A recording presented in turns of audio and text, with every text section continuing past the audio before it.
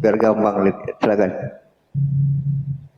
Konsep keselamatan dalam kekristenan, tapi ini saya legitimasi dulu ya. Ini hasil pengkajian dari saya, jadi bersifat pribadi dia. Ya, silakan.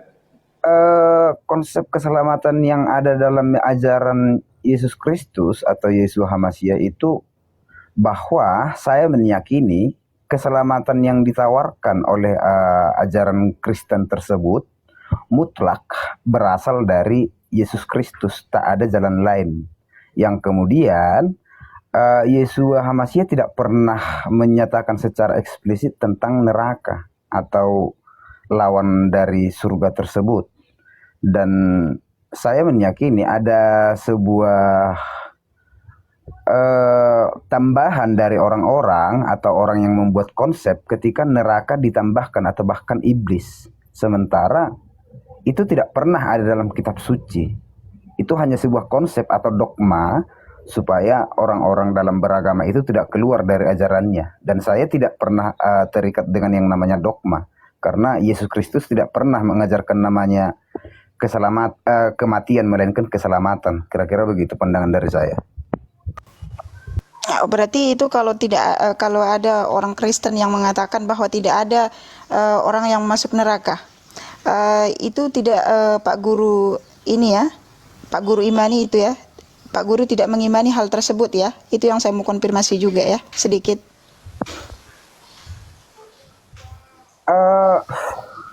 Dalam mengkaji ini dari yang saya lihat ya, ada 32.172 ayat nats di dalam kitab suci saya atau Alkitab, dan surga dan neraka yang menjadi tujuan dalam orang beragama setelah kematian itu, surga dan neraka itu bukan tempat, merujuk ke suatu tempat, melainkan suatu keadaan, di mana surga itu keadaan yang tidak lagi memikirkan hal-hal yang duniawi, tetapi yang bersifat dengan sejahtera dan bersifat mengibadah kepada sang penciptanya atau Yeshua HaMasyiah. Dan neraka itu disimbolkan sebagai tempat penyiksaan, rupanya adalah sebagai tempat kehampaan, di mana segala sesuatu yang kita ingini itu bersifat kosong. Baik, itu kata sederhananya seperti ini aja kayaknya Pak Guru ya. Nggak usah kita berbelit-belit. Surga itu tempatnya yang enak, neraka itu tempat yang nggak enak, gitu aja. Jadi nggak perlu panjang lebar gitu. Itu loh yang saya maksud, saya mau konfirmasi barusan itu Pak Guru. Iya, surga dan neraka itu bukan tempat, melainkan suatu keadaan. Jadi keadaannya itu berarti ada tempat ya? Ada tempat nggak di keadaan itu? Berarti suatu keadaan ada tempat nggak? Bukan tempat, keadaan berarti ya? Keadaannya seperti apa? Nggak ada tempat begitu ya? Keadaan, kalau misalnya Anda menyatakan tempat itu dibatasi ruang dan waktu, sementara surga tidak dibatasi ruang dan waktu. Berarti itu bukan tempat, itu keadaan saja? Keadaan. Kalau Anda menyatakan, ya, kalau orang Kristen atau misalnya agama lain itu menyatakan tempat, berarti saya hanya berpindah tempat. Berarti begitu pula konsep neraka begitu ya, tidak dibatasi dengan ruang dan waktu juga? Betul. Oh, berarti tidak ada batasannya surga dan neraka itu ya di dalam kekristenan ya? Karena tidak ada batasan ruang dan waktu, itu berarti tidak ada batasannya antara neraka. Iya. Coba biar nggak salah, jangan simpulkan orang Kristen. Kristen itu punya beberapa denominasi. Jadi orang Kristen itu mayoritas. Jadi kita nggak bisa, kita hanya bisa mengatakan pendapat dari Bang Guru Zending ya, karena ada beberapa macam denom yang berbeda. Jadi jangan libatkan semua Kristen. Enggak, saya konfirmasi pendapat beliau itu loh barusan Unirifa. Makanya saya konfirmasi dulu pendapatnya beliau gitu.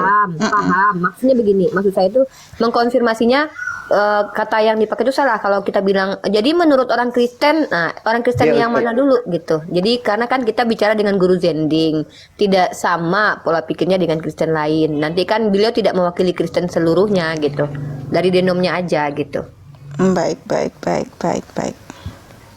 Berarti itu pendapat pribadinya Pak Guru ya, seperti itu ya. Kalau misalnya pendapat pribadi bisa iya, tetapi dalam pendekatan pengkajian ya, kalau misalnya roh atau kehidupan roh itu tidak membutuhkan namanya tempat. dan roh tidak membutuhkan ruang dan waktu. Begitu kajian saya. Karena manusia Tunggu, ini bertentangan kemudian dengan pernyataan Yesus, roh Allah di dalam diri dia, itu gimana? bagaimana? Bertentangan dengan pernyataan bahwa roh Allah di dalam diri manusia itu, karena itu tempat. Kalau di itu, Siapa sih? sorry, Ya lanjut. Nih. ya. Jadi kalau Anda bilang, sebentar saya pakai headset lagi. Ya. Ada Elia tuh, beneran Elia nggak tuh? Saya ada urusan sama Elia dong. Oh ya boleh sini lanjut. Mbak Elia naik aja. Mau pakai timer boleh silakan.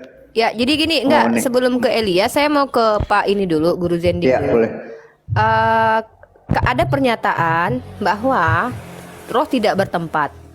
Tetapi ini akan kontra dengan pernyataan di dalam diri manusia ada roh. Roh itu ada di surga. Roh ada di mana-mana. Kata di itu merujuk kepada tempat. Ya, satu itu. Kalau kita menggunakan pendekatan bahasa, Pak Guru, mohon maaf. Gitu. Jadi tolong dikonfirmasi lagi itu. Iya, begini ya, Uniripa. Roh tidak membutuhkan tempat, tetapi dia berdiam diri. Artinya itu dua makna yang berbeda. Semisal begini, Tuhan itu berdiam diri di dalam posisinya, bukan berarti di tempat itu penggambarannya. Itu bukan tempat, berdiam diri di posisinya, bukan menyimpulkan tempat. Oke, saya sepakati. Oke, kita anggap begini ya. Saya pun bisa menggunakan diksi yang dipadankan dengan bahasa Al-Qur'an, yaitu istiwa. Itu dikatakan bersemayam, ya. Karena kalau kita menyatakan cintamu bersemayam di hatiku, bukan berarti ada cinta di dalam hati itu ada sesuatu yang terdefinisikan. Saya paham itu. Arah ke filosofi ini saya paham. Tetapi ketika menggunakan menggunakan argumentasi, teman-teman Kristen ini sulitnya nanti menggunakan filosofi sulit karena tekstual di kitab kalian itu tertulisnya secara teks ya akan diadu oleh teks, itu akan ditentang sama teks. Nah, jadi menggunakan tekstual akan diadu oleh filosofi. Itu yang terjadi selama ini, Bang Guru Zendi. Makanya saya katakan, Anda mau membahas dari segi apa? Filosofi misalkannya. Kalau Anda menggunakan filosofi, Anda juga harus berkewajiban menjelaskan kepada saya filosofi dari pernyataan Yesus, aku dan Bapa satu, dan juga Paulus yang mengaku ada roh Allah di dalam diri dia. Kalau memang kita menggunakan pendekatan filosofi, ya tidak bisa kemudian nanti tekstualnya dipahami secara harfiah. Ini namanya apa nanti kan? Absurd nanti jadinya diskusi kita. Ketika di satu hal dipahami harfiah, di satu sisi dipahami hal yang tidak mampu dijewantakan dipaksakan untuk menggunakan filosofi. Jadi saya mau Bang Guru Zending ajarkan ke saya metodologi untuk memahami Bible ini seperti apa dulu. Itu dulu mungkin. Apa metodologi yang kalian gunakan untuk memahami kitab suci kalian, yang mana ketika kita bicara ayat-ayat harfiah kalian menolak. Ketika kita bicara tentang alegori, kalian menolak. Ketika kita bicara tentang filosofi, kalian menolak. Jadi kami ini diskusi dengan kalian ini mau diarahkan kemana gitu. Kurang lebih. Baik, saya coba terangkan ya. Ini pandangan dari kitab suci saya. Dan di dalam Alkitab ada beberapa dalam menggali setiap esensi yang ada di dalam, semisal dengan menggunakan namanya logikal esensial. Nah, logikal esensial yang kemudian logikal kategorial sama filologi atau filosofi dari atau makna kata yang kemudian itu masuk dalam ontologis dan epistem kan, Bang?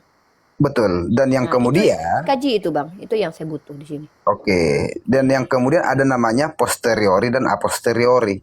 Nah, ketika misalnya orang-orang yang beragama menggunakan pendekatan demikian, dia tidak akan cepat menyimpulkan dari nats per nats. Yang muncul adalah pemaknaan hakiki, bukan praktis. Dan saya dalam berpandangan praktis. Semisal, maaf, ada di sana kata rumah. Ketika ada orang yang yang tidak seiman dengan kamu, maka tolak dia datang ke rumahmu. Rumah di situ bukan makna dalam bentuk bangunan atau yang bersifat objek atau fisik, melainkan rumah itu pemaknanya ke dalam hati atau kekolbuan. Jadi ada kesalahan. Ini dia ini. Oke, saya potong izin boleh Bang? Biar saya itu lebih mengkerucut maksud saya biar Abang paham. Artinya begini, maka boleh dipahami ternyata inilah yang saya maksud tadi Bang. Inilah yang saya maksud bahwa teman-teman Kristen ini perbedaannya adalah di metode menafsir Bible-nya. Ada teman-teman yang menafsir Bible-nya mengatakan bahwa satu teks itu terkadang dimaknai secara harfiah atau tekstual. Contoh, ya aku dan Bapak satu, maka itu ya udah harus ya satu. Satu apa? Ya satu hakikat. Apalagi satu apa lagi? Nah, ketika kita Udah masuk Rifa, Allah kau itu Jak. Udahlah, Bang Wan abang turunkan itu dimaksa penghujat itu terus. Bang Wan. saya Bang bisa Wan. turunin aja nggak usah. Jadi ketika kita bicara tentang Bang Guru tadi secara tekstual kemudian dimaknai secara eh, aksiologi, secara nilai nanti atau secara filosofi nanti, maka saya ingin ini Bang, lebih ingin ke gini. Coba ajarkan kepada saya metodologi memilah mana ayat yang bisa dipahami secara filosofi atau aksiologi, mana yang bisa dipahami secara harfiah. Itu mungkin ajarkan ke saya dulu Bang, metodenya dulu, nggak usah kita langsung tafsir ayatnya terus memahaminya. Bagi saya itu nggak penting kalau kita nggak tahu metodenya seperti apa. Metodenya ini yang digunakan adalah metode yang akademis atau metode imani. Kalau imani maksudnya ya suka-suka saya memahaminya begitu. Siapa yang bilang Roh Kudus dalam diri saya? Nanti di pertanyaan kok Roh Kudusnya beda-beda. Kalau menurut yang lain mengatakan bahwa rumah di sini ya rumah betul-betul rumah. Jangan kau bawa ke dalam rumahmu. Jadi ini yang saya maksud, Abang jelaskan kepada saya metodologi pentafsiran Bible menurut Abang itu seperti apa? Silakan.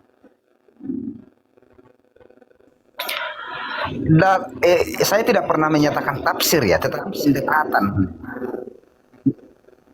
Dan saya tidak pernah membuat kata tafsir dalam mencari esensi dari makna dari Alkitab. Bang, ini berbelit-belit nama. Saya cuma minta Abang kembali nanti Abang tanya kepada saya apa itu ini apa itu. Nanti Abang tanya siapa yang mengatakan pisang pertama kali di dunia ini. Itu kita Bang yang sudah postulat kita tidak perlu lagi untuk perdebatkan.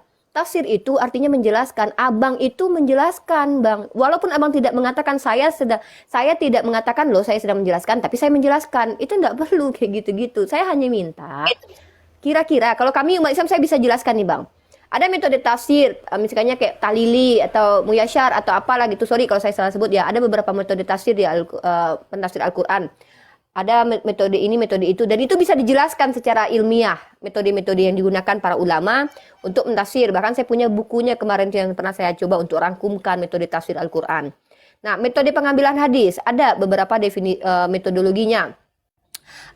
Dan dalam metode itu, kalau kita bicara tentang metode, cara atau jalan, maka terkumpullah satu sistematika yang sangat akademis yang bisa kami pertanggungjawabkan. Contoh, dalam metodologi pengambilan ilmu hadis, maka ulama akan memperhatikan siapa penyampainya, periwayatnya.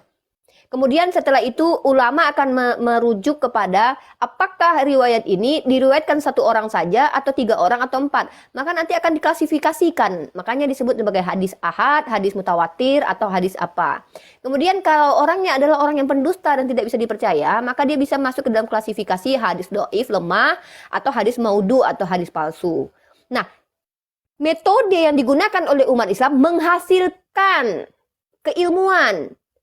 Dan keilmuan inilah yang mengikat sudut pandang atau paradigma orang Islam terkait literasi mereka. Pertanyaan saya, ketika Anda menjelaskan satu ayat dengan mentafsirnya, walaupun Anda tolak Anda mentafsir, padahal Anda sedang mentafsir, bahwa itu tidak bisa dimaknai secara harfiah, maka metode apa yang Anda gunakan untuk keseluruhan kitab suci Anda menentukan mana yang harfiah, mana yang alegori ataupun memiliki makna aksiologi atau makna terminologi yang berbeda dari satu ke satunya gitu. Kurang lebih seperti itu. Saya rasa Anda paham lah. Silakan. Oke, saya coba terangkan ya. Alkitab itu semuanya bukan firman Allah atau firman Tuhan, tetapi itu adalah kumpulan dari beberapa kitab yang dikanonkan. Dan orang Kristen mengakui hal tersebut. Saya sudah menyampaikan ada 32.132 ayat. Itu hanya 25% yang menjadi firman langsung dari Allah dan Yeshua HaMasyiah atau Yesus Kristus. Sisanya adalah sejarah atau historikal yang kemudian ajaran-ajaran dari tokoh-tokoh dari ajaran Samawi, yang kemudian saya orang Kristen bertanggung jawab berat untuk mempertanggungjawabkan dari semisal sejarah dari Adam yang kemudian Abraham, karena secara eksplisit dan secara lengkap itu dituliskan dalam Alkitab. Semisal saya membaca misalnya kitab-kitab lain yang berhubungan dengan ajaran Samawi, tidak ada sekomplit yang ada dalam Alkitab, dan itu adalah menjadi tanggung jawab berat dari seorang Kristen. Itu jadi pemaknaannya hanya 25% di sana firman Allah, sisanya adalah sejarah dan dari ajaran Samawi tersebut. Oke, sudah boleh kita langsung perbandingkan saja ya. Pertama, saya belum dapat apa. Sorry. Bukan berarti saya tidak mendapatkan. Saya tidak mendapatkan jawaban saya ya. Anda hanya menjelaskan bahwa jawaban saya itu ada, tetapi Anda belum sampai ke sana. Hanya Anda memberi alasan bahwa kami umat Kristen memang harus perlu lebih lagi, struggle lagi nih menghadapi kitab kami. Karena kitab kami terdiri dari A, B, dan C. Oke lah, saya tidak mempermasalahkan itu ya. Karena itu masuk dalam ranah critical text ya. Saya tidak sedang mencoba untuk mengkritisi Bible Anda. Tapi saya sedang mencoba untuk uji konsep, Bang. Kita di sini sedang sama-sama uji konsep dan memaparkan konsep ya. Dan saya sedang merujuk kepada metodologi kita cara mentafsirkan kitab suci kita. Ini mohon maaf, dalam Al-Qur'an bukan ulama, Bang, yang sok-sokan menambah-nambahi metodologi menafsir Al-Qur'an, bukan ya. Kalau kita bicara metode itu boleh siapapun sebenarnya, tetapi kembali kepada Al-Qur'an. Bagaimana Al-Qur'an? Apa Al-Qur'an katakan? Begini Al-Qur'an katakan, Bang. Huwallazi anzala 'alaikal kitaba minhu ayatum muhkamat wa hunna umul kitab wa ukhra mutasyabihat. Jadi ayatnya di situ dikatakan bahwa Allah turunkan dua model ayat. Satu ayat Muhammad ya. Dan kedua ayat mutasyabih. Ya. Dan kemudian ada ayat-ayat yang harus ditakwil. Tetapi secara pasti tidak ada yang betul-betul tahu pasti takwilnya itu kecuali Allah Azza wa Jal. Artinya kami sudah diberikan metodologi, Bang, oleh Al-Quran itu sendiri. Bukan si A, bukan si B, bukan si C, bukan Nabi Muhammad.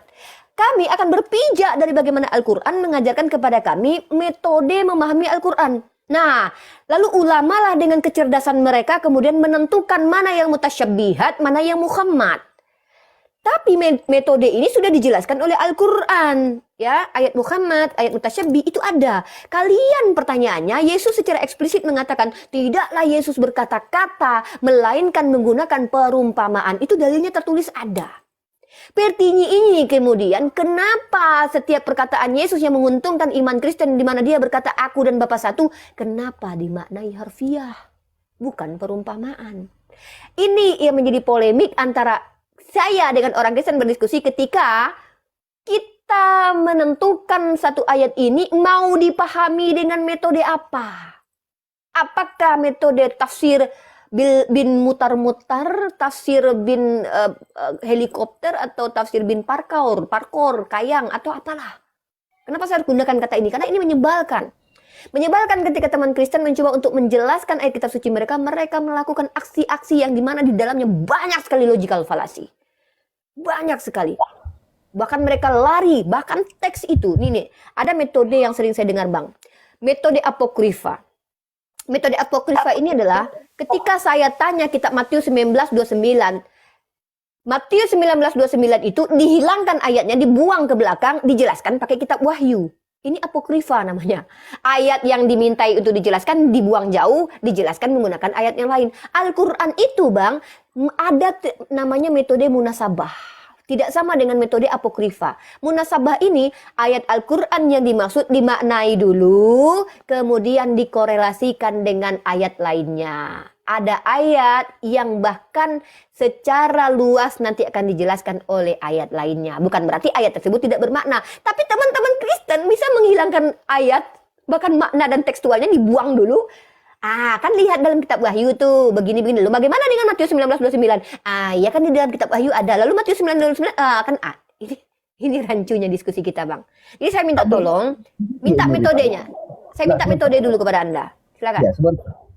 Alkitab itu berdiri sendiri dalam satu buku namanya kitab suci yang bernama Alkitab. Dan ketika Anda mencari dukungan atau yang Suaranya mendem, mendem.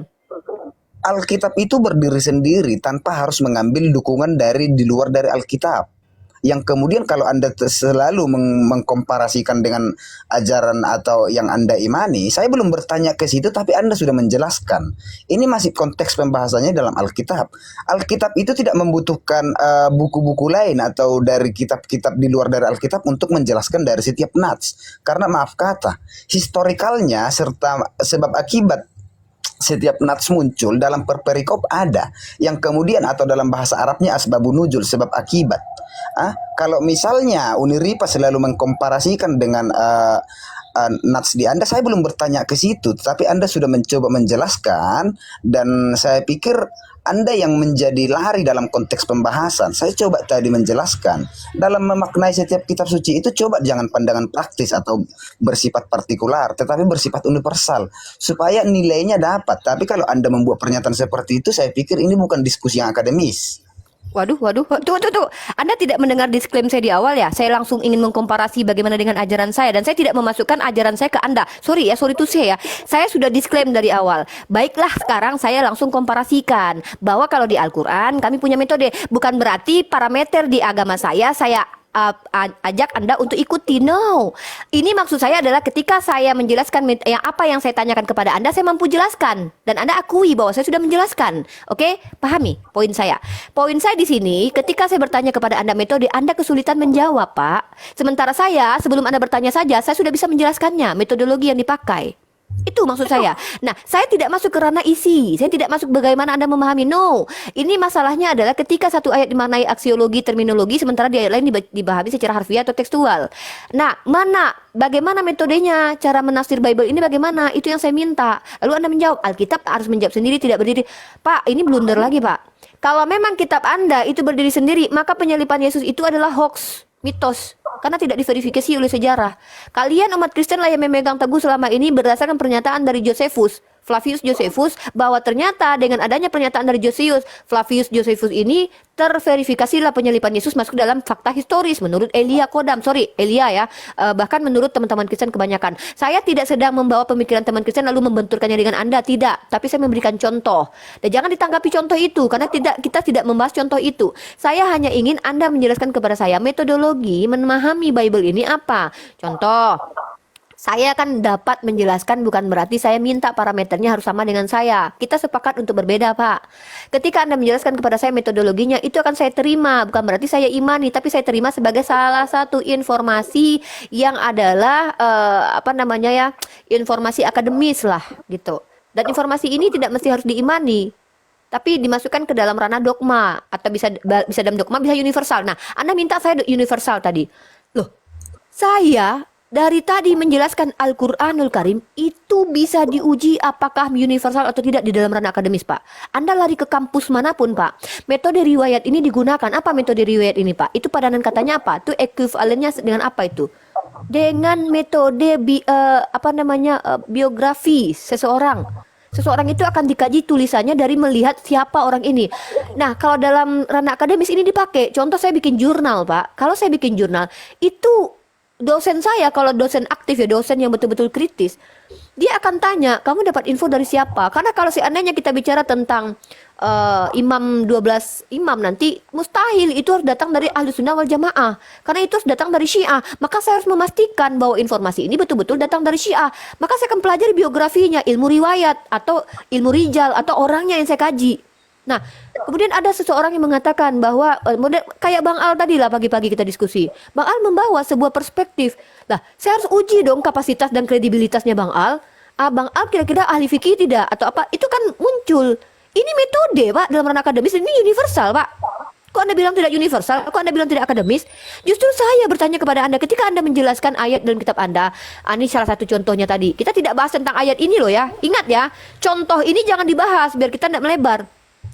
Contoh tentang barang siapa yang tidak menerima ajaran ini, jangan kau terima dia di rumahmu. Anda tafsirkan itu bahwa yang dimaksud dengan rumah bukanlah rumah dalam makna harfiah, tetapi rumah dalam makna yang aksiologi, ada nilai di situ. Nah, ini yang saya tuntut kepada Anda. Metode apa yang Anda gunakan mentafsir seperti itu, Pak? Begitu, tolong fokus. Panjang kali lebar saya bicara, bukan berarti mungkin saya rasa poin oke lah. My standing point is point of view saya. Point of view saya adalah ketika Anda mentafsir menjelaskan satu ayat secara tekstual, kemudian ternyata maknanya berbeda dari tekstual itu, metode apa yang Anda gunakan? Silakan, itu saja sudah. Saya tadi sudah menjelaskan dan ini ketiga kali saya menyampaikan sama Uniripa. Dalam mengkaji kitab suci tidak cukup hanya dengan pikiran, tetapi dengan ada namanya, maaf, saya mencoba melakukan pendekatan, bukan tafsir ya, pendekatan supaya interpretasi saya antara kitab suci dengan sang pewahyu atau dari Yesus Hamasiah atau Allah itu sendiri. Ada namanya pendekatan yang berdasarkan kategorial. Saya mengkategorikan dulu siapa ini Yesus Kristus, siapa ini Yesus Hamasiah. Ada saatnya di mana Yesus Kristus memposisikan diri sebagai anak. Ada saatnya dia memposisikan diri sebagai manusia. Ada saatnya dia memposisikan diri sebagai guru atau nabi. Ada saatnya dia memposisikan diri sebagai Tuhan. Nah, ketika misalnya saya sudah mengkategorikan hal tersebut, maka esensi atau logikal esensinya dapat tidak menyimpulkan secara praktis. Oh, dia ini bukan Tuhan, dia ini bukan manusia. Tetapi seluruh yang ada di dalam kategori itu ada dalam dirinya. Jadi pemaknaan sebentar, Uniripa, sebentar. Oh, sorry. Sebentar, izin dulu. Oke. Jadi kalau misalnya konsep keselamatan dan dalam mendalami Alkitab ada namanya sola scriptura. Ajaran yang benar kembali kepada Alkitab. Nah, Alkitab itu sendiri berdiri sendiri dan tidak akan pernah mengambil dari kitab lain untuk mendukung dari isi dari nats tersebut. Karena di situ ada namanya Aduh, blunder Bapak ini sumpah. kok blunder. Alkitab itu berdiri sendiri. Oke, saya akan tunjukkan Anda blunder nanti. Dan yang kemudian ketika Anda bertanya tentang bagaimana metodenya, saya sudah jelaskan. Kitab suci itu jangan dimaknai dengan secara yang ada di pikiran, karena pikiran Anda itu sendiri. Waduh, blunder lagi Pak 2 kali blunder Pak, serius sumpah. Kalau misalnya sebentar dulu Uniripa, Anda jangan terlalu terlalu sifat eksklusivisme. Metode pendekatannya itu kalau Anda menggunakan dengan metode hanya dengan pikiran, maka yang muncul adalah pemaknaan praktis. Cari dong esensinya, nilainya. Semisal dalam Alkitab itu ada pemaknaan atau perumpamaan, ada berarti akan muncul namanya alegoris. Semisal dalam Al-Qur'an ada makna syair.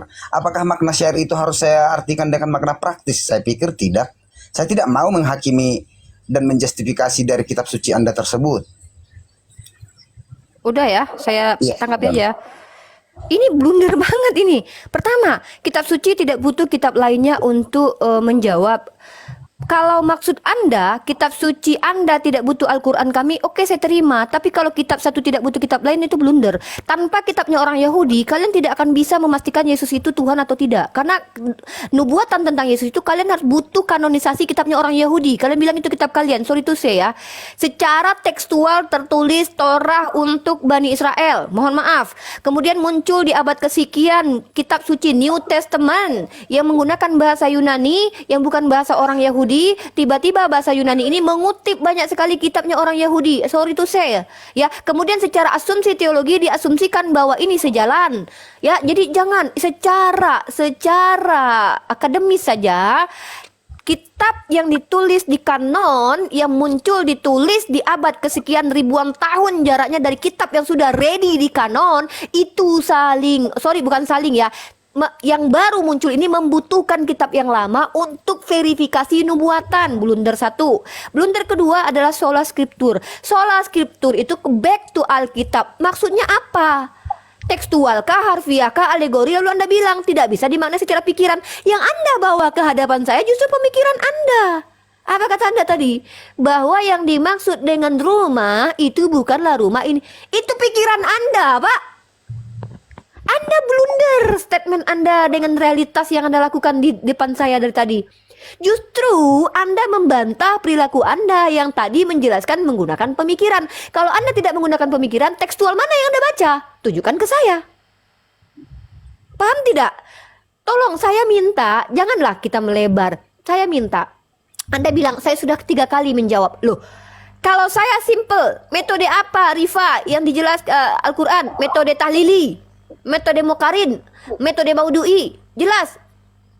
Itu jadi saya bisa apalagi cara dalam metode suatu metode apa, ada cara munasabah, ada asbabun nuzul, ada klasifikasi makiyah dan madaniyah.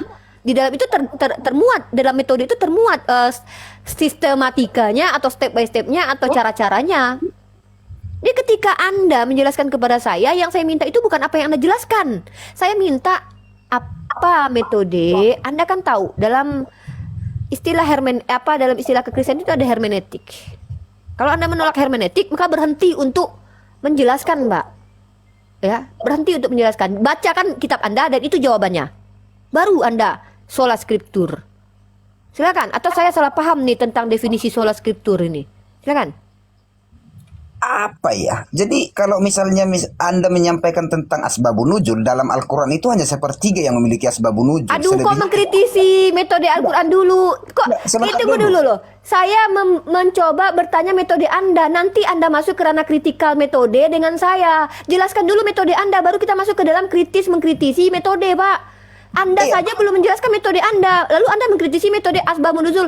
Anda bilang asbabun nuzul kan cuma sekian. Loh, saya tidak membuat sebuah klaim yang perlu Anda kritisi loh, kecuali saya mengklaimnya begini. Seluruh Al-Quran dipastikan ada asbabun nuzul. Baru Anda bantah saya dengan pernyataan bahwa tidak semua Al-Quran ada asbabun nuzulnya. Anda jangan mengkritisi apa yang saya tidak sampaikan. Tolong biar tidak melebar diskusi kita. Saya tanya, metode mentafsirkan Bible itu menggunakan sola scriptur itu contohnya apa? Anda sudah bertentangan dengan pernyataan Anda bahwa rumah yang dimaksud ketika ada yang tidak membawa ajaran ini jangan kau terima di rumahmu. Tekstualnya otak orang yang sama sekali dia pintar atau tidak tahu bahwa rumah yang dimaksud adalah rumah tempat tinggal. Lalu Anda jelaskan menurut pemikiran Anda rumah tersebut bukan ini tapi hati kolbu. Loh, itu adalah pemikiran Anda. Lalu Anda bilang Bible tidak bisa dimaknai dengan pemikiran. Ini mana yang mau kita terima, Pak, yang kita mau telaah? Proposisi penjelasannya itu menggunakan metode apa gitu. Jadi saya sudah pelan-pelan tadi menyatakan pemaknaan kitab suci itu jangan pemaknaan praktis. Yang muncul itu adalah asumsi nanti, asumsi liar. Loh kok begini? Kok seperti ini? Coba sebentar. Anda telah berasumsi dari tadi. Kalau Anda tidak bisa dikatakan asumsi, mana tekstual tertulis bahwa Yesus menjelaskan rumah yang dimaksud bukan rumah yang dalam makna tanda kutip harfiah, tetapi rumah adalah hati. Anda tidak boleh asumsikan itu. Asumsi itu adalah penjelasan Anda yang menurut Anda benar tapi tidak memiliki dasar dan sandaran, Pak. Penjelasan Anda itu bisa disebut sebagai penjelasan Alkitabiah ketika Anda menunjukkan kepada saya tertulisnya di ayat ini penjelasan itu, Uni Rifa. Contoh saya ya. Saya menunjukkan nih penjelasan Alkitabiah yang sangat eksplisit ya. Allah itu satu. Mana dalilnya? Secara tekstual tertulis. Qul huwallahu ahad. Itu sola scriptur, Pak. Saya tidak perlu tafsir. Ahad itu tidak perlu tafsiran. Orang tahu ahad ya ahad. Gitu loh, Pak. Paham gak sih? Uni Rifa tidak memahami. Semisal saya menyatakan begini ya, saya tidak memiliki tempat berpulang selain ke rumah, dan ketika saya punya rumah saya akan pulang. Itu makna bukan kepada bangunan atau seperti yang ada di pikiran Anda, tetapi merujuk kepada keluarga yang dianggap sebagai rumah berpulangnya.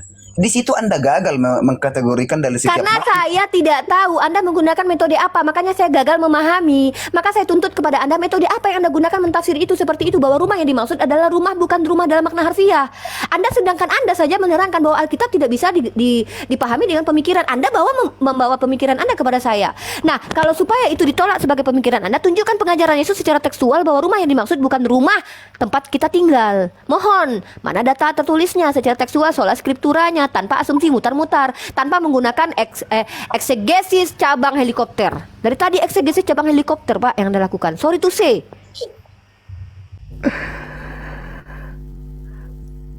Baik.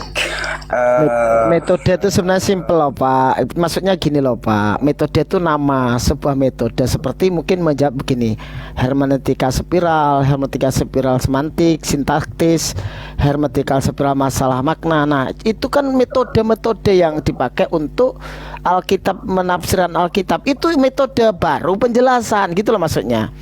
Ya, Uni juga menjelaskan contoh tadi di Al-Qur'an itu, Al-Qur'an, Al-Hadis, Hal Sahabat, Hal Tabi'in, seperti itu metodenya, metode penafsiran Al-Qur'an. Seperti itu contoh. Nah, adakah di Kristen? Nah, jadi bukan penjelasan dulu baru nama metodenya, supaya kita juga tahu ini teredukasi dari tadi bahwa penjelasan saja. Oke, Kalau Bapak ini membahas sudah, hermeneutika itu nama metode gitu loh, nama metodenya apa gitu loh. ini sudah 4 kali saya menyampaikan metodenya. Ada namanya metode filologi, ada metode kategorial, ada metode esensial, ada Anda baru jangan membodohi saya. Anda baru kali ini bicara tentang metode filologi. Anda bilang keempat kalinya. Ini luar biasa Anda, Pak. Aduh, Anda loh, ini sudah menyampaikan baru kali logikal ini Anda kategorial. bilang dari tadi. Aduh. Sebentar, logikal kategorial, logikal esensial, logikal filologi, posteriori sama a posteriori itu sudah saya sampaikan dari tadi secara berulang-ulang, dan mungkin bahasa saya terlalu tinggi sebagai orang Kristen dalam penyampaiannya. Saya tidak Bukan tahu. terlalu tinggi, tapi Anda memaksakan Belum menyamakan. disampaikan. Belum disampaikan. Sorry ya. Ketika Anda bicara tentang logikal ini, logikal itu, Anda tidak membuat bahwa tidak menjelaskan kepada kami bahwa ini metode yang Anda gunakan dalam dalam menjelaskan ayat yang satu itu masuk ke kategori mana. Kalau cuma menyebutkan seperti itu pun saya bisa. Ini contoh saya katakan. Dalam Islam itu ada metode tahlili misalnya, metode memahami secara etimologi misalnya. Nah, saya katakan itu qul huwallahu ahad. Secara etimologinya apa? Ya udah satu ada, nggak ada cerita macam-macam. Nah, Anda ketika menjelaskan itu masuk ke ranah metode apa? Kalau Anda mau menjelaskan kepada saya metode ini banyak, Pak, metode-metode dalam kekristenan, bahkan Bang Erwin saja yang orang Islam aja bisa tahu itu. Semua umat Islam bisa tuh, tinggal Google kok, Pak, kita bisa lihat tuh metode apa saja, hermeneutik, eksegesis dalam Bible. Bukan itu yang saya maksud. Kalau itu saya bisa cari sendiri, Pak, di jurnal-jurnal. Saya karena saya berhadapan dengan Anda, Pak. Saya berhadapan dengan Anda nih, ya. Anda menjelaskan metode yang Anda gunakan itu metode apa? Kalau saya hanya ingin tahu total metode ribuan pun saya bisa cari itu. Saya udahlah, saya ngapain? Saya mending cek jurnal deh. Cek jurnal metodologi hermeneutik dalam Bible apa saja, saya tambahkan. Oh, metode ini. No, bukan itu, Pak. Bukan itu. Saya sedang bertanya kepada Anda yang mentafsirkan kitab Anda. Itu metode yang Anda gunakan apa, Bapakku? Oke, saya ulangi kembali. Metode filologi. Nah, ketika orang yang mengerti metode filologi, maka filosofi dari setiap makna akan muncul atau dapat yang bersifat hakiki atau universal, yang kemudian esensi di dalam setiap kitab suci, atau yang saya imani yaitu Alkitab. Ketika kita memahami namanya metode esensi, maka bisa saja nilai atau value dari setiap kitab tidak tersurat, melainkan tersirat karena makna kategorial dari setiap nats, yang kemudian logikal kategorial. Ketika kita bisa mengkategorikan segala sesuatunya itu tanpa membatasi dari perkembangan setiap nats, maka yang muncul itu sifat hakiki. Semisal rumah dalam kitab suci, dalam setiap nats, bisa saja tidak itu merujuk kepada objek atau bangunan, bisa saja itu kepada keadaan yang nyaman, keadaan yang tenang. Itu. Jadi itu metodenya. Kalau misalnya orang-orang menggunakan metode seperti itu, saya tidak akan pernah menyenggol atau membatasi pikiran orang dalam berpikir. Di situ kegagalan Ripa dalam memahami. Ada 10 cabang filsafat. Dan posteriori sama a posteriori itu, posteriori kebenaran yang tidak perlu diuji kembali atau tidak perlu dipertanyakan. Semisal, umur saya lebih mudah dari bapak saya, tidak perlu saya membuat pertanyaan seperti itu lagi atau pernyataan. Pak, izin Pak, kita buang-buang waktu, sumpah, serius, jujur li ya. Aku tuh orangnya kenapa nggak sabaran saat ini? Karena keseringan baca Bible mungkin. Gini ya Pak, gini, aku tarik napas dulu ya. Gini, saya lagi nggak bertanya nih sama Anda tentang cabang ilmu filsafat, biar saya belajar sendiri deh, oke? Saya jujur li ya Pak, actually nggak membawa terasi ya ke sini ya. Saya tuh filsafat saya step by step belajar. Saya nggak mau sok-sokan belajar filsafat karena saya belum butuh. Ada bagian-bagian tertentu yang saya belum butuh dalam ranah ilmu filsafat itu. Ya, maksudnya untuk saya kaji dan pelajari maksudnya. Walaupun ilmu filsafat itu penting buat saya karena saya mahasiswi PAI Pak.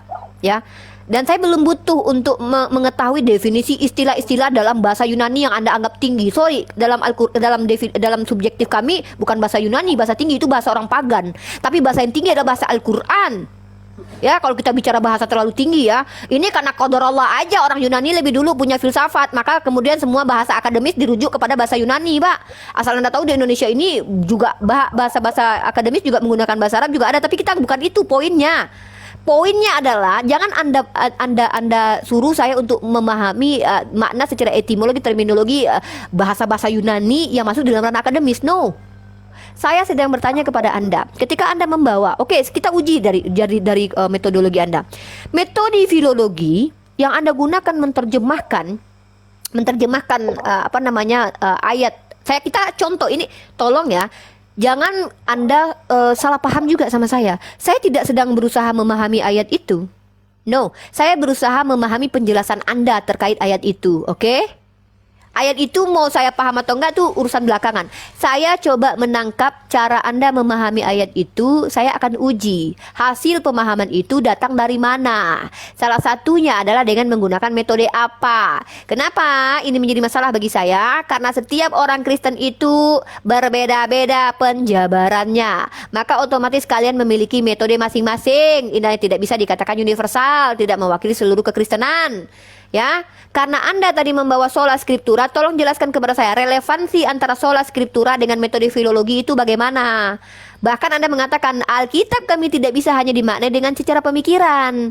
Sementara filologi itu apakah bukan salah satu cabang yang mengeluarkan produk fikir, Pak? Coba jelaskan kepada saya itu. Ya, kalau kita bicara arti filologi saja, nih saya belajar nih, saya buka sebuah jurnal ini. Filologi berasal dari kata ini secara etimologi ya, dari kata filos dan juga dari kata logos, berarti mencintai dan kata, mencintai dan pemikiran gitu. Artinya ini tidak jauh-jauh dengan pemikiran. Anda bilang tadi, Bible Anda tidak bisa dimaknai secara pemikiran. Anda membawa pemikiran Anda di hadapan kami. Jadi kan makanya saya katakan Anda blunder, Pak, kata saya. Jadi tolonglah Unirifa. Oke, ini saya kasih contoh. Anda tidak perlu harus seperti saya ya. Habis ini mungkin saya udah terlalu lelah ya. Saya contohnya gini. Allah istiwa alal arash. Bagaimana Unirifa memahami itu? Saya tidak akan pernah mengganti kata istiwa alal arash dengan kata manapun karena saya khawatir pemikiran saya ke-trigger untuk membayangkan makhluk yang saya pernah lihat. Sementara Allah laisa kamitslihi syai'un, dan masalah istiwa itu adalah bahasa Allah. Saya masukkan kategori apa? Maka saya ikuti jumhur ulama memahaminya. Bagaimana ulama memahaminya? Bahwa Allah tidak bertempat. Contoh, kalau dari manhaj salaf, maka mereka menggunakan metode lain. Nah, saya ikut yang mana? Karena saya ikut Ahlus Sunnah wal Jamaah, saya ikuti Ahlus Sunnah wal Jamaah. Maka kenapa ulama itu menggunakan metode itu untuk mentafsir Al-Quran? Karena ada dalilnya. Apa? Allah sudah katakan, huwallazi anzala 'alaikal kitaba minhu ayatum muhkamat wa hunna umul kitab wa ukhur mutasyabbih. Fa amal ladzina amanu, mereka tahu kalau ini dari Allah. Kalau orang kafir mereka akan bertanya, untuk apa ini ayat seperti bukan begitu lanjutan ayatnya. Aduh, kecampur saya surah Al-Maidah dengan surah ini. Surah Ali Imran ya, sorry. Nah, jadi ayat Muhammad, ayat mutasyabbih ini Allah jelaskan ada ayat mutasyabihat yang tidak perlu kau takwil karena yang tahu takwilnya hanya Allah. Atau harus ada ditakwil. Kenapa? Kalau tidak ditakwil menyebabkan manusia liar dengan pemikirannya. Maka nanti masuklah ke dalam ranah apa? Para ulama berijma. Nah, ini metode juga, Pak. Jadi saya bisa jelaskan itu secara terang kepada Anda, tidak ambigu, tidak absurd. Nah, yang saya tanyakan kepada Anda menjelaskan pemikiran Anda. Lalu Anda bilang Alkitab tidak bisa dengan pemikiran. Kita kembali sola scriptura. Loh, bukannya itu sudah bertentangan itu? Anda bawa metode filologi. Apa relevansinya? Bagaimana menjelaskannya? Gini loh, cara metode filologi ini kita memahami itu karena pada waktu itu Yesus tidak berbicara tentang rumah. Kenapa? Nah, ini bukti-buktinya. Waktu itu Yesus sudah memulai perkataannya dengan mengatakan, sesungguhnya aku mengatakan ini dengan perumpamaan saja. Nah, pada secara kontekstualnya kita tahu bahwa itu terkait tentang harus tetap di ajaran Kristus misalnya kan. Kalau metodenya ini bla bla bla segala macam. Itu Pak, penjelasan itu yang saya butuhkan dari Anda. Jadi jangan kemana-mana dulu gitu. Oke, mungkin ini terakhir ya. Habis itu kita closing statement saja teman-teman ya. Saya juga terlalu mutar-mutar soalnya. Oke, saya coba ini ya. Saya pun closing statement dulu lah. Ketika misalnya Uniripa selalu menggunakan kajian atau yang Anda pikirkan dalam saya disclaimer kembali. Saya tidak ada menyatakan jangan maknai Alkitab saya dengan makna yang praktis, tetapi saya menyatakan pemaknaan dalam kitab suci. Tidak pernah saya menyatakan Alkitab. Anda yang menyimpulkan. Yang kemudian konsep keimanan dalam Kristen itu adalah yang dibawakan seperti apa? Yaitu Injil. Injil itu sendiri bukan seperti tulisan yang Anda baca dalam Matius, Markus, Lukas, Yohanes. Itu penulis Injil. Tetapi Injil atau berita keselamatan itu siapa? Yesus Masih. Ya, dia itu sendiri yang menjadi Injil. Dia itu Injilnya, bukan yang tulisan itu. Yang kemudian yang menjadi rujukan kepada saya, ini saya sampaikan kepada Anda. Kenapa ada penggunaan bahasa Yunani? Karena pada saat itu penggunaan bahasa Yunani itu bersifat nasional. Dan yang kemudian bagaimana mungkin kitab-kitab kitab yang dikanonkan dalam Alkitab diterjemahkan dari bahasa Yunani, karena itu yang diakui. Segala ilmu pengetahuan, sumber literasi harus menggunakan bahasa Yunani yang walaupun tidak meninggalkan bahasa Bapa dan bahasa Ibu seperti bahasa Ibrani dan bahasa Aramaik. Itu. Jadi dalam mengkaji segala sesuatu itu, saya minta maaf sama Uniripa. Maaf kalau misalnya dalam membandingkan secara legalitas standing kita dalam berbicara, saya masih lebih muda dari Anda. Saya masih berumur 24 tahun. Dan yang kemudian Anda selalu mengkomparasikan tentang keilmuan PA Anda, saya pikir kita sudah sepakat untuk tidak sepaham karena pada dasarnya kita sudah berbeda. Dan tidak menutup besar kemungkinan kita itu tidak sama. Dan yang pada dasarnya sudah berbeda jangan disama-samakan. Kita sudah berbeda. Demikian.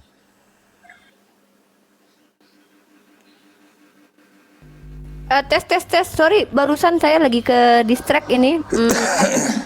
YouTube saya suaranya double. Jadi begini teman-teman ya. Ada poin yang harus saya sampaikan di sini dalam ranah diskusi ini. Yang poin pertama adalah kita ini sumber pengetahuan manusia itu ada beberapa para ahli menyepakati bahwa sumber pengetahuan itu dari beberapa cara. Satu adalah cara penalaran. Manusia itu memang sudah memiliki dari lahirnya itu natur yang memiliki nalar, di mana mereka akan memulai dengan pertanyaan, maka mereka akan mendapatkan jawaban. Di mana mereka akan mulai menyelidiki, menelusuri, menganalisa, maka mereka akan mendapatkan teori-teori. Kemudian itu adalah penalaran tergantung perkembangan dan pertumbuhan, baik pertumbuhan, kalau pertumbuhan itu merujuk kepada jasmani ya, kalau perkembangan merujuk kepada kognitif. Maka manusia itu seiring berjalannya waktu, bertumbuh dan berkembangnya, mereka akan mendapatkan pengetahuan. Dan itu kenapa orang dewasa jauh lebih berpengetahuan daripada anak kecil, dikarenakan faktor empirik mereka lebih dulu ketimbang anak-anak kecil. Kemudian pengetahuan yang kedua itu kalau kita dalam masuk ranah doktrin atau agama atau keyakinan, maka ini tidak bisa dikatakan empirik tetapi juga bisa empirik. Maksudnya adalah ada beberapa part-part tertentu yang pengetahuan itu adalah konsepnya pewahyuan, pengilhaman, dan diksi-diksi ini muncul di beberapa agama. Ilham, wahyu ya, firman Tuhan itu ada. Dan kita tidak bisa memaksakan itu empirik, tapi penjelasannya pasti ilmiah, sangat ilmiah, dan itu bisa dijelaskan. Nah, ketika ada pentafsiran dalam ranah Al-Qur'anul Karim, maka dalil yang sangat jelas sekali ya, kita diajarkan oleh baginda Rasulullah. Ini menjadi cara membentengi agar manusia itu tidak masuk ke dalam ranah asumsi liar dan kemudian sesat lagi menyesatkan. Maka Rasulullah, Allah mengajarkan kepada kita untuk tidak mentafsir Al-Quran hanya menggunakan metode akal saja. Ya, maka including itu sudah Anda sampaikan. Sebentar, saya sedang closing statement. Saya sudah selesai dengan Anda. Saya sudah menerima jawaban Anda semua. Kita sepakat untuk berbeda, walaupun saya tidak cukup puas dengan jawaban Anda. Tapi itu kan Anda tidak diwajibkan memuaskan saya gitu. Saya sedang closing statement, ya. Dan saya pun sedang menjelaskan dalam parameter atau dalam paradigma Islam. Nah, dalam ranah Islam sendiri, ya. Kita umat Islam itu percaya kepada salah seorang sumber pengajaran yang mana secara eksplisit tekstual tertulis bahwa dia adalah suri tauladan kita. Maka setiap pengajaran dari dia inilah yang kita terima sebagai pengajaran yang benar datang dari Tuhan. Maka pengajaran-pengajaran yang lainnya kalau itu masih sejalan, maka kita bisa katakan itu sebagai konsep atau teori yang boleh diterima, boleh ditolak, ya. Tetapi ketika itu sudah masuk ke ranah berbeda, maka itu sudah bisa kita katakan sesat, lagi menyesatkan atau tertolak. Apalagi kontras dengan ajaran Nabi Muhammad, sahabat dan juga jumhur ulama, ya. Nah, metodenya apa kita gunakan? Metode yang kita gunakan adalah metode metode kalau dalam Islam itu, kalau kenapa saya bisa percaya kepada Nabi Muhammad itu, kita masukkan dulu ke ranah dogma dulu, ya. Kita masukkan ke ranah dogmatis dulu. Saya di dogma bahwa Nabi Muhammad ini adalah seorang rasul, itu dulu. Tapi kemudian dogma ini akan diminta untuk diuji. Maka ditanyakan kepada kami, kalau memang Al-Quran ini bukan dari Allah, maka lakukanlah hal-hal yang untuk membuktikan, membantah bahwa ini datang dari Tuhan. Nah, artinya apa? Artinya ada metode uji juga. Bahkan pengujiannya pun diminta oleh Al-Quran itu sendiri. Dia punya standarisasi terhadap dirinya sendiri. Nah, inilah menariknya. Maka saya yang berpikir begini, kok bisa berani-beraninya ya sebuah statement atau klaim yang tak terbantahkan gitu. Berarti ini nggak mungkin dari manusia, karena kalau manusia itu ketika membuat sebuah klaim yang datang dari dirinya sendiri, mustahil tidak bisa terbantah gitu. Karena kan memang, kecuali dia memang mengetahui banyak hal, mengetahui sesuatu yang melampaui ruang dan waktu manusia ini, ya, gitu. Jadi inilah kenapa kita membutuhkan metodologi memahami Bible, karena bertanya kepada 10 orang Kristen akan mendapatkan 20 jawaban. 5 tahun kurang lebih saya berdiskusi dengan teman-teman Kristen. Setiap mereka punya penafsiran berbeda-beda terkait tentang satu ayat. Itu fakta. Makanya ketika saya bertanya kepada teman-teman Kristen, saya akan fokus kepada orang itu. Kamu dapat dari mana penjelasan seperti itu? Ketika penjelasan kamu itu ada sandarannya, maka kamu lebih benar dari temanmu yang tidak punya sandaran. Nah, begitu. Maka saya fokus kepada Bang Guru yang menjelaskan tentang ayat di kitab sucinya. Saya minta metodologi dia apa? Dia membawa metode filologi. Nah, metode filologi ini penjelasannya relevansinya dengan metode sola scriptura, dengan metode hermeneutik itu apa? Dan saya tidak mendapatkan jawaban sampai ke ranah itu. Mungkin seperti itu saja. Izin saya harus pamit undur diri juga ya. Ini mau kemana Uniripa ini? Saya tuh seneng dengar Uniripa tuh benar. Jadi makin cerdas saya. Karena ini Udah mungkin minum saya jamu tambah- kan? Minum Udah jamu minum baru jamu dengerin. kan? Udah sarapan kan? Terus mau Iya. kemana? Belum sarapan. Ini mau sarapan. Dari tadi minum jamu dulu. Jadi ini mungkin saya mau ini dulu. Saya mau tetap standby di sini akun saya. Tapi saya mau temenin Julius untuk reaction di YouTube dulu. Tapi saya standby di sini ya. Oke. Iya, saya boleh sedikit ya, izin ya. Siap, lanjut ya. Tetap saya di sini. Tapi saya tidak menyimak lagi ya teman-teman. Mohon maaf. Oh ya, buat Bang Guru, terima kasih banyak diskusinya. Respect buat Anda ya. Kita diskusi tidak ada saling hujat juga. Apapun itu kita tentu harus sepakat untuk kita berbeda. Tidak perlu harus memaksakan paradigma masing-masing. Thank you for your attention dan explanation ya. Saya mau izin untuk tidak menyimak dulu. Oke, lanjut yang lain. Sebelum Uniripa pergi,